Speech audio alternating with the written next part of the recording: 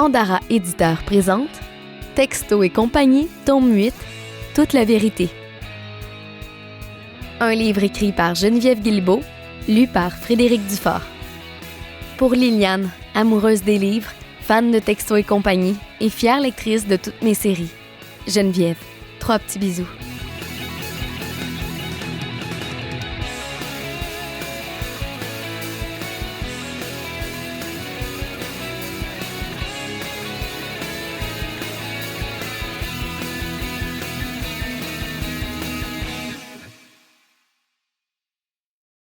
Préambule. Tu as terminé la lecture du tome précédent depuis un moment et tu ne te rappelles plus comment il finit? Voici ce que Morgane a vécu au cours des dernières heures. Je sais qu'il est encore tôt, mais je saute dans la douche pour commencer à me préparer. Je vais être jolie. Non, resplendissante pour ma rencontre avec Thomas. Je me lave les cheveux, je choisis ma tenue avec soin et j'applique même du mascara sur mes cils. Un peu avant l'heure de notre rendez-vous, je m'habille chaudement et sors de la résidence pour marcher en direction de l'avenue du Parc. C'est légèrement plus chaud qu'hier, mais mon corps proteste tout de même contre cette nouvelle attaque de froid. Je crois qu'il ne m'a pas pardonné ma sortie de la veille. J'ai la trouille. Non, j'ai pas la trouille. Je suis morte de peur. Je donnerais n'importe quoi pour que maman soit près de moi et qu'elle me serre fort dans ses bras. Il me semble que ça me ferait du bien de savoir qu'elle est là pour me réconforter, peu importe ce qui m'attend. La tête rentrée dans les épaules, le nez dans mon foulard, je m'arrête devant la porte du petit café et jette un œil à l'intérieur. Je vois rien. La fenêtre est givrée et l'entrée donne sur un comptoir qui cache les tables des clients. Allez, Morgane, courage. Oui, j'y vais. Une fois entrée, j'informe la serveuse que je suis venue rejoindre mon chum et elle me répond qu'il n'y a pas de problème. Je fais quelques pas en direction de la salle à manger. L'ambiance est détendue et la musique est bonne. Il flotte une odeur de café, mélangée à celle des œufs et du bacon. J'enlève ma tuque et repère aussitôt Thomas parmi les autres clients. Je m'arrête, la bouche ouverte et le teint blême, tandis que mon cœur fait un bond magistral dans ma poitrine. Thomas n'est pas seul. Chapitre 1. Un chocolat chaud avec ça? Je reste figée quelques secondes, les joues froides et les pieds couverts de neige. Je ne sais pas trop à quoi m'attendre et, pour être honnête, ça me fait un peu, beaucoup, peur. J'ai été surprise lorsque Thomas m'a écrit pour me donner rendez-vous au petit café de l'avenue du Parc tout à l'heure. On a l'habitude de se voir chez lui quand on a besoin de parler sérieusement, pas dans un lieu public. Pourquoi avoir choisi cet endroit? On s'en fiche. L'important, c'est que vous puissiez vous expliquer une fois pour toutes. C'est vrai. Je veux pas qu'il y ait de malentendus entre nous. Et pour ça, je dois lui raconter ce qui s'est passé. Ou plutôt, ce qui ne s'est pas passé entre Enzo et moi. C'est primordial. En résumé, l'histoire est toute simple. Enzo m'a sauvée de l'hypothermie. Il m'a ramenée dans sa chambre et je me suis endormie sur son lit. C'est tout. Il n'y a rien à dire de plus. De son côté, et c'est là que ça risque de se corser, Tom devra m'expliquer 1. Pourquoi il écrit à Cassandre en catimini. J'espère pour lui qu'il a une bonne raison. 2. Ce qui va pas avec ses parents. Je sais qu'il me cache quelque chose à ce sujet. 3. Ce qui le met si à l'envers depuis quelques jours. Je ne le lâcherai pas tant qu'il ne m'aura pas tout avoué. Le problème, c'est qu'on ne sera pas seul pour discuter. Voilà pourquoi je n'ai pas encore bougé. Je suis étonnée et, oui, disons-le, un peu en colère aussi. Thomas est assis à une petite table tout au fond de la pièce. Il joue distraitement avec un sachet de sucre pendant que Cassandre porte un bol de café à ses lèvres. Cassandre, cette chère Cassandre. Je me demande ce qu'elle fait ici. Est-ce qui la motive à se mêler de notre vie privée encore une fois? Elle est peut-être juste là pour vous aider. Nous aider à quoi? Je sais pas. À reprendre votre couple en main? À mieux communiquer?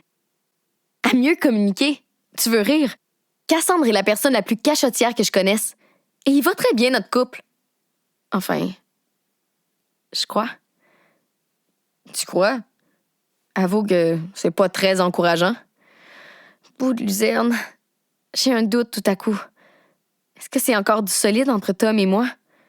Est-ce que notre relation est en train de s'éteindre comme un feu de camp qu'on laisse mourir en fin de soirée? Est-ce qu'on est au bord du précipice? Est-ce que mon chum éprouve des sentiments pour Cassandre? Est-ce que... Est-ce que... Un vent de panique me submerge, mais au lieu de faire comme d'habitude, c'est-à-dire m'imaginer le pire pour être certaine de ne pas être déçue, je décide de foncer.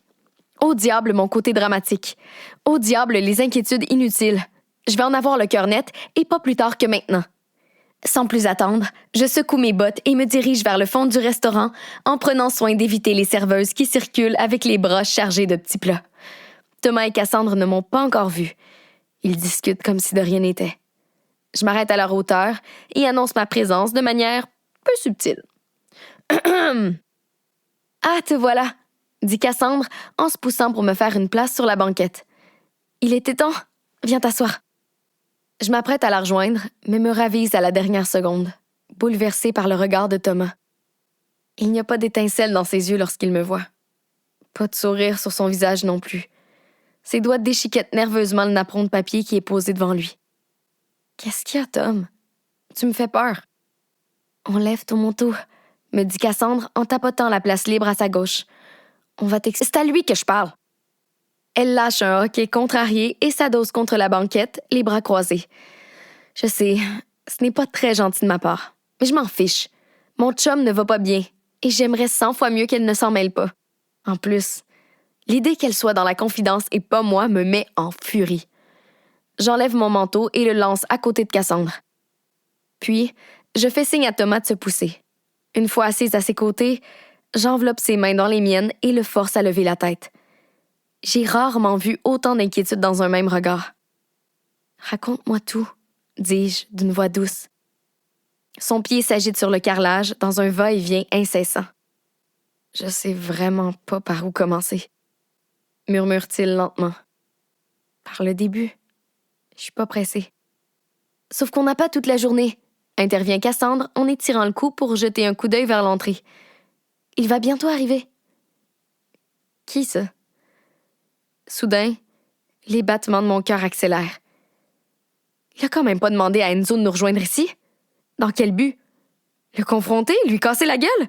Sans même me laisser le temps de m'expliquer? Non, c'est impossible. Premièrement, parce que j'ai rien fait de mal et, deuxièmement, parce que Tom ne semble pas en colère. Nerveux, oui, mais pas en colère. Il prend une grande inspiration et pose enfin ses magnifiques yeux dans les miens. Je sais que j'ai pas été facile à vivre ces derniers jours, me dit-il avec émotion. Je m'excuse. C'est correct. Mais je devais le faire, ajoute-t-il. Je devais aller au bout de tout ça. Je hoche la tête pour l'encourager à poursuivre, bien que je ne comprenne absolument rien de ce qu'il raconte.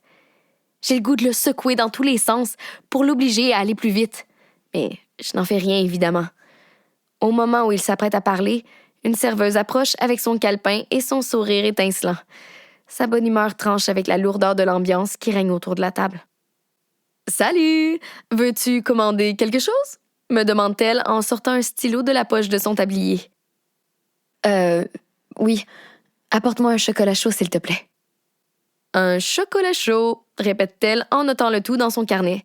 « Dans une tasse ou dans un bol? »« Dans un bol. »« Parfait. Avec du lait de vache ou de soya? »« De soya, si c'est possible. »« Pas de problème. Un extra guimauve avec ça? » Elle me fait un sourire en coin. Je hausse les sourcils, étonnée de me retrouver devant autant de choix pour un simple chocolat chaud. « Non, merci. »« Okidou! » Elle continue à écrire, comme si j'étais en train de lui passer une commande ultra compliquée. « On ajoute de la cannelle et de la muscade? C'est le même prix. Personnellement, je te le conseille. C'est super réconfortant, la cannelle, surtout par un froid pareil.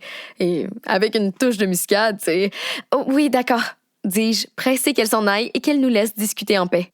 « Aimerais-tu des copeaux de chocolat aussi? C'est vraiment... »« Non, mais ça suffit, » intervient Cassandre en plaquant la paume de sa main sur la table. « C'est un chocolat chaud, pas un repas 5 services. » Le sourire de la serveuse s'évapore. Elle recule d'un pas, étonnée par la dureté du ton de mon amie, qui reprend de plus belle. « Tu vois pas qu'on discute? Pourquoi tu nous prends la tête comme ça? T'aimerais qu'on te fasse une place à la table, peut-être? Tu veux passer la journée avec nous? »« Voyons, Cassandre, » dis-je, pour l'inciter au calme. Elle fait seulement son travail. Je me retourne vers la serveuse et lui fais signe que ma commande est complète. Elle tourne les talons et disparaît derrière le comptoir. probablement traumatisé à vie. Et ça se comprend. C'était quoi ça? Bonne question. Je pose les coudes sur la table et regarde Cassandre dans le blanc des yeux. Qu'est-ce qui te prend? Non, mais tu l'as vu, répond-elle avec émotion. Elle se serait assise avec nous si on l'avait laissé faire. Et tu crois que c'est une raison pour lui parler comme ça?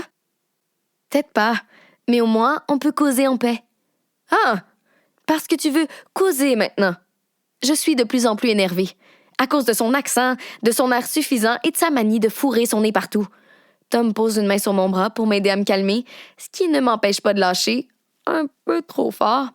Super, je t'écoute. J'imagine que t'es au courant de tout, toi qui es si fine. En effet, je suis au courant de tout, répond Cassandre en soutenant mon regard. Shoot! C'est pas à moi de te raconter. Je pince les lèvres, insulté que Tom, mon chum, ait préféré se confier à Cassandre plutôt qu'à moi. Il serre mon bras un peu plus fort et me dit, comme pour se justifier, « C'est pas ce que tu penses, Morgane. Elle a tout découvert par elle-même. Je voulais pas lui en parler. Mais oui, c'est ça. Je te jure, je sais pas comment elle a fait. Tu la connais, c'est une vraie fouine. Et qu'est-ce qu'elle a appris de si terrible qui explique un rendez-vous dans un lieu public? Elle a appris que j'essayais de contacter Lucas. Lucas? Ce nom me dit vaguement quelque chose, mais je n'arrive pas à me rappeler quoi. Cassandre saute sur l'occasion pour me dénigrer.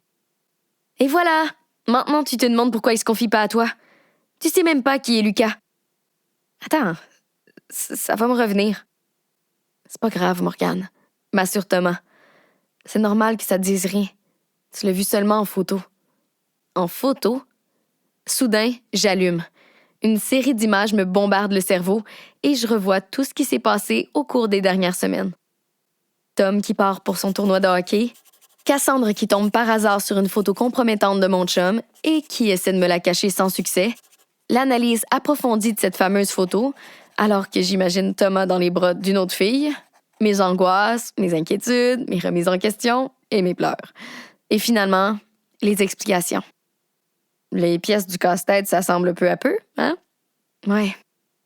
Je savais que Tom était préoccupé par ce gars qui lui ressemble comme deux gouttes d'eau, mais jamais j'aurais cru qu'il lui donnerait rendez-vous en personne.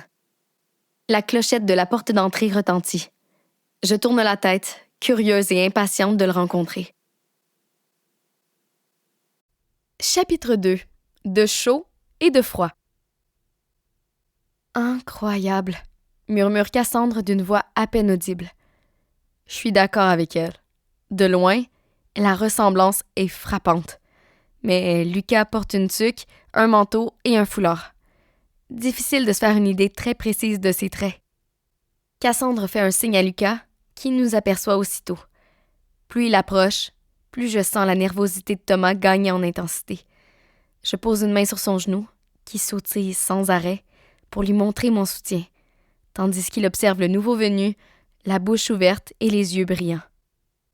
L'instant qui suit est probablement le plus étrange de toute ma vie. Lucas s'arrête à notre hauteur et plonge son regard dans celui de Thomas. Les deux gars s'étudient en silence, la gorge visiblement serrée. Il est hors de question que j'intervienne, et Cassandre semble être du même avis que moi, pour une fois. On patiente. Ce moment leur appartient. Ils ont l'air complètement sous le choc. Et ça se comprend. Je sais pas comment je réagirais si je me trouvais du jour au lendemain en face de quelqu'un qui me ressemble autant. Et là, on parle pas d'une simple coupe de cheveux similaire. On parle de sosie. Comme si on s'était amusé à concevoir deux êtres humains parfaitement identiques en laboratoire. En laboratoire? Il y a un mot beaucoup plus réaliste pour ça. Ça s'appelle un utérus. Attends, tu penses vraiment que Thomas et Lucas sont des frères? Pas seulement des frères, des jumeaux. Il me semble que c'est évident. T'étais la première à dire que cette histoire était tirée par les cheveux il y a pas si longtemps. Il faut croire que je m'étais trompée. C'est flagrant. N'importe qui serait d'accord avec moi. Le silence perdure. Pendant ce temps, je sens un arc-en-ciel de joie éclater dans ma poitrine. Thomas est si chanceux. Je donnerais n'importe quoi pour avoir une jumelle, moi aussi. J'ai souvent rêvé de ça quand j'étais petite, alors que je devais trouver le moyen de m'amuser toute seule. J'ai envie de sauter au cou de Lucas pour lui souhaiter la bienvenue dans sa nouvelle famille. Mais Je me retiens, consciente qu'il est probablement bouleversé par la tournure des événements. « Enlève ton manteau », lui dis-je avec un grand sourire. « Tu vas avoir chaud. » Lucas met un moment à réagir. Son regard glisse finalement vers moi. « Oui, c'est une bonne idée. » Cassandre pousse nos vêtements un peu plus loin sur la banquette et lui fait signe de s'asseoir. Lucas s'installe à ses côtés. J'attends de voir lequel des deux parlera le premier, mais aucun ne semble prêt à faire les premiers pas. Il doit se passer 1 million de choses dans leur tête. C'est long à assimiler ce genre de révélation. Tout doucement, pour ne pas les brusquer, je sais me montrer respectueuse quand même. Je décide de me présenter. « Je m'appelle Morgane », dis-je à Lucas. « Et voici Cassandre. » Je pointe ma coloc du doigt et continue. « Et ici, tu l'auras deviné, c'est Thomas. J'ai envie d'ajouter ton frère, mais c'est peut-être un peu rapide. Une étape à la fois. » Lucas pose les coudes sur la table et se penche vers l'avant. Ses bras sont couverts de chair de poule. Il secoue la tête doucement, comme pour essayer de comprendre ce qui lui arrive, et murmure. « Quand tu m'as écrit pour la première fois pour me dire qu'on se ressemblait vraiment, je t'ai pris pour un clown, » explique-t-il, sans quitter Thomas des yeux. Je suis partie à rire et j'ai éteint mon téléphone. « Ouais, je me souviens que t'as vite cessé de répondre à mes messages, » réplique Thomas d'une voix éraillée. « Jusqu'à ce que tu m'envoies des photos de toi. J'avoue que ça a piqué ma curiosité. » Lucas se frotte le front avec la paume de sa main. Il ajoute ensuite « N'importe qui est capable de trafiquer des photos de nos jours. Mais les tiennes, elles me semblaient si réelles. Je voyais mal comment t'avais pu arriver à les truquer à ce point. Et surtout, je comprenais pas ce qui t'aurait motivé à le faire. Je sais que je ferais mieux de me taire, mais c'est plus fort que moi. J'ai au moins 12 000 questions en tête. C'est super dur de résister. »« Vas-y, Morgane. Thomas t'aurait pas invité s'il avait voulu que tu restes en dehors de cette histoire. » C'est bien vrai. Je recule les épaules pour que la serveuse puisse déposer mon chocolat chaud devant moi et lève un doigt afin d'attirer l'attention de Lucas. « C'est à ce moment-là que tu as accepté le rendez-vous? »« Non, » répond Lucas. « C'est après avoir parlé à Cassandre. » Je fronce les sourcils intriguée. « Vous vous connaissez? »« Seulement depuis quelques jours, » explique-t-il en tournant la tête vers mon amie. « C'est elle qui m'a convaincu de prendre l'autobus jusqu'ici. » Lucas reporte son attention sur Thomas et lui annonce avec sérieux. « Je pensais pas être étonné à ce point en te voyant. »« Ouais, moi non plus, » marmonne mon chum. « On est pareil. On est pareil. » Il y a quelques différences, évidemment, mais elles sont si subtiles qu'on les oublie complètement lorsqu'on les regarde. Thomas et Lucas sont grands et athlétiques. Ils ont les mêmes cheveux bruns, les mêmes yeux flamboyants et les mêmes sourcils épais. Thomas semble avoir quelques grains de beauté supplémentaires et Lucas est peut-être légèrement moins large des épaules, mais pour le reste, ils sont identiques. « Comment c'est possible? » demande Thomas d'une voix bouleversée. « On n'a pas les mêmes parents. Et on n'habite pas dans la même ville, » continue Lucas. Cassandre s'est tenue tranquille jusqu'à maintenant, mais à voir son air, je comprends qu'elle attendait le bon moment pour intervenir. Elle joue quelques secondes avec le joli pendentif qui pend à son cou, se racle la gorge et annonce enfin « Je pense que Tom et moi avons raison depuis le début. Vous êtes jumeaux, les gars. »« Jumeaux ?» répète Lucas. « Tu te rends compte de ce que tu dis? » Notre invité appuie son dos contre la banquette et croise les bras avant d'ajouter « C'est gros comme accusation, Cassandre. »« Je sais. Ça veut dire que vos parents vous ont menti toute votre vie, » répond-elle sans trop de délicatesse. L'affirmation de notre amie jette un froid autour de la table. Je pose les mains sur mon bol de chocolat chaud, mais je suis incapable de le boire tellement ma gorge est serrée. La vie de Thomas et de Lucas ne sera plus jamais la même. Leur univers est en train de basculer. Tasse-toi, Morgane. La voix de Thomas est dure. Mon chum me regarde avec un mélange de fureur et de détresse. « Pourquoi? Où est-ce que tu vas? Il faut que je sorte d'ici, » répond-il sèchement. « Allez, pousse-toi. »« Tu vas pas partir comme ça? »« Oh non, c'est là que tu te trompes. » Je sens l'urgence dans ses yeux. Thomas se lève brusquement et fait basculer la table, qui se balance un moment avant de retrouver son équilibre. Il passe par-dessus moi, non sans difficulté, pendant que mon chocolat chaud se répand sur la surface de bois. Cassandre s'empresse d'éponger le liquide à l'aide de serviettes en papier en murmurant qu'elle s'occupe de nettoyer le dégât. Et je me lève à mon tour pour tenter de rattraper mon chum. Il est déjà dans l'entrée, sans tuque ni manteau, prêt à franchir la porte qui mène à l'extérieur. Lucas nous rejoint en vitesse.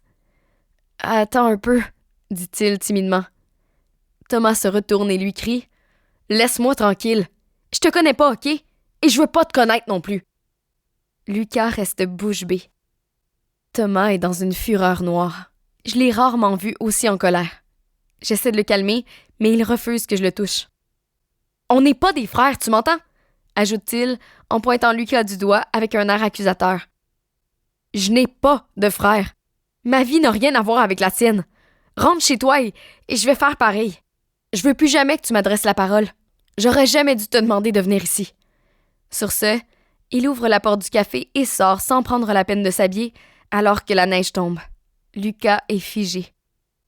Je fais un pas pour rejoindre Tom, mais Cassandre, qui s'est rapprochée, me retient par le bras. « Donne-lui un peu de temps, Morgane. »« On gèle dehors. Il va être malade. » Thomas va pas se laisser mourir de froid. Il a seulement besoin d'air. Il va vite revenir, j'en suis sûre. J'hésite un moment, attristée par la détresse de mon amoureux.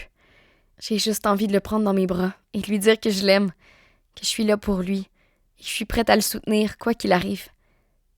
Mais Cassandre a raison. Je ferais mieux de le laisser respirer. Je retourne donc à la table, les jambes molles et le cœur en miettes. La serveuse est en train de nettoyer ce qu'il reste du dégât d'une main, des napperons neufs dans l'autre. Elle propose de m'apporter un autre chocolat chaud, ce que je refuse gentiment. Je suis pas en état d'avaler quoi que ce soit. J'enfile mon manteau, ma tuque et mes mitaines, prête à quitter le restaurant. Mais Cassandre me fait signe de m'asseoir. J'hésite un moment, partagée entre l'envie de partir et celle d'entendre ce qu'elle a à me dire. Finalement, je pose à nouveau les fesses sur la banquette. Chapitre 3.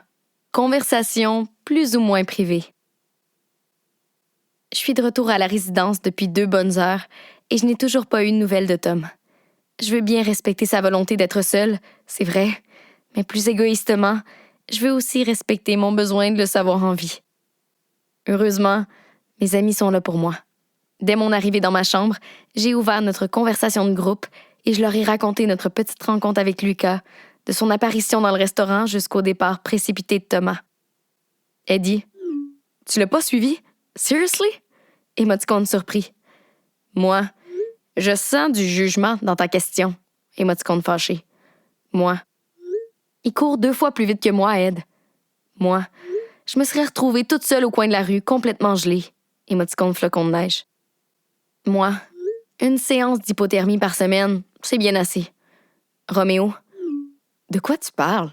Quelle hypothermie? » Moi, « C'est une longue histoire. Je vous raconterai ça à un moment donné. » Moi, « Disons que j'ai failli me transformer en bloc de glace hier soir. » Moi, « Mais c'est pas le sujet pour l'instant. » Moi, « Tom avait besoin d'air, alors je l'ai laissé partir, c'est tout. » Roméo, « On comprend, Morgane.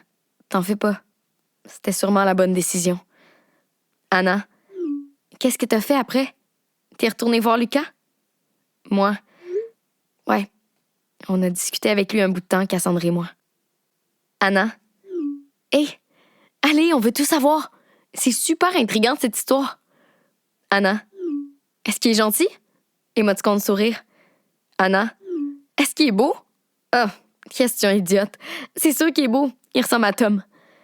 Anna, « Est-ce que c'est réellement son frère? » Anna, « Est-ce qu'il a l'intention de le revoir? » Eddie, « Et toi, t'as l'intention de la laisser parler? » Émoticône qui tire la langue, émoticône de clin d'œil.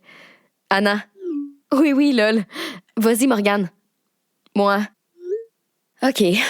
Par quoi commencer? » Moi, « Disons que Lucas, c'est une version plus calme et plus introvertie de Thomas. Moi, il habite à 1 heure d'ici, avec ses parents, son petit frère et ses 2 chiens. Moi, il réussit bien à l'école, il joue au soccer et il sort avec la même fille depuis 6 mois. Eddie, « Comment il est venu jusqu'ici? » Moi, « En autobus voyageur. » Anna, « Ses parents sont au courant? » Moi, « Non. Il leur a dit qu'elle allait chez un ami. Moi, il était curieux de rencontrer Tom. Moi, jamais il n'aurait cru vivre quelque chose d'aussi intense. Moi, et d'aussi paniquant. Moi, il a la ferme intention de questionner ses parents à son retour chez lui. Anna, écris-lui, Mo. Qu'est-ce que t'attends? Moi, il faut quand même que je lui laisse le temps d'arriver. Moi, de toute façon, je veux parler à Tom en premier. C'est lui ma priorité. Roméo, pauvre lui, il doit être dans tous ses états. Émoticône triste. Eddie, you're right. Il va avoir besoin de nous, c'est certain. Anna, je vais essayer de l'aider à distance. Mais, pourquoi j'habite à l'autre bout du monde? Moi, attendez un peu. Je comprends pas trop votre réaction. Moi, Tom est pas à l'article de la mort. Moi, ses parents sont pas atteints d'une maladie dégénérative et il vient pas d'apprendre qu'une bombe atomique a été lancée sur notre pays non plus. Moi, il a découvert qu'il y avait un frère jumeau. Moi, c'est merveilleux, non? Émoticône complice. Roméo, ça dépend du point de vue. Moi, qu'est-ce que tu veux dire? Un nouveau membre se joint à la famille. Moi, j'aimerais ça que ça m'arrive. Émoticône sourire. Eddie, on parle pas d'un chat ou d'un furet, Morgane. Émoticône chat. Mais d'un être humain. Roméo, avec un vécu différent. Eddie, et des expériences de vie uniques. Moi, justement, ça ajoute de la couleur dans son existence. Vous trouvez pas? Je sais que mes amis sont pas trop d'accord avec ma façon d'analyser la situation, mais selon moi, ça sert à rien de se morfondre. Thomas devrait accueillir son frère à bras ouverts au lieu de se mettre en colère. C'est beau, la famille. C'est beau, la vie. Je donnerais n'importe quoi pour me découvrir une sœur jumelle. À la limite, je suis presque jalouse. Anna, n'oublie pas une chose, Morgane. Anna, si cette histoire est vraie, ce qui semble être le cas, ça veut dire que les parents de Tom lui mentent depuis sa naissance. Moi, ils avaient sûrement une bonne raison de lui cacher la vérité. En cliquant sur Envoyer, je réalise que j'aurais pas dû écrire ça. Rien ne justifie de mentir à ses enfants aussi longtemps. Je m'attends à une réplique musclée de la part d'Anna et peut-être même d'Eddie. Mais c'est l'avatar de Tom qui apparaît au bas de mon écran, ce qui veut dire que il a tout lu, y compris ma dernière phrase. Bout de luzerne! Je te le fais pas dire. C'est une méchante gaffe. J'ai pas sélectionné la bonne conversation de groupe quand j'ai écrit mon premier message tout à l'heure. Le genre d'erreur que je fais de temps en temps, mais dont je me serais bien passée maintenant. Je me prépare à composer des excuses complètes et sincères. Toutefois, mon chum est plus rapide que moi. Tom, ça a le mérite d'être clair, Morgane. T'es du côté de mes parents? Parfait. On n'a plus rien à se dire. Émoticône fâché. Je m'empresse de quitter notre convo de groupe pour lui écrire en privé. Moi, je me suis mal exprimée, Tom. Nous espérons que vous avez apprécié cet aperçu. Pour continuer à écouter ce livre audio sur Google Play Livres, utilisez le lien dans la description de la vidéo.